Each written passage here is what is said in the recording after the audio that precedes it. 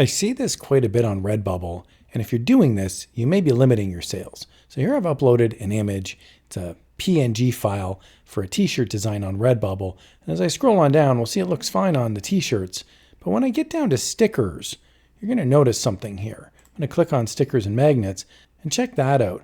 This is okay. It's what they call a kiss cut, and you can see the white is around the image. These customers may not like this design because there's a little hole right there. There's some space right here, and it could be hard to peel and stick. And some customers, a lot of customers, may prefer a round or a square sticker design.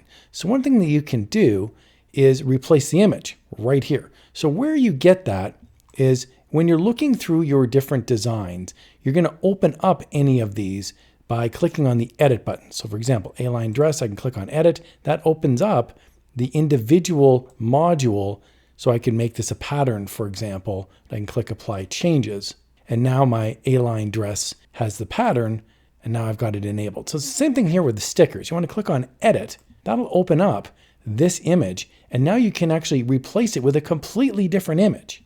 So here, for example, on my computer, I have the original design that I created, and then I've created a JPEG file, and a JPEG file has just a white background on it. So when I upload that, we'll see now it's uploading, and now I can enable it, I can edit it, and we can see it's just a completely white sticker. You can also have some fun in Photoshop, and you could put a border around it, you could make it round, you could certainly do different things with the sticker specifically. You've got two little buttons right here. The first one is to design your product. You can replace the image. And the second one is your markups. So you can also individually mark up any individual item. So you've got two options there. You've got the design where you can replace the image, and you've also got the little gear icon where you can increase or decrease your margins. I'll click apply changes, and we can see now the sticker and magnet looks great.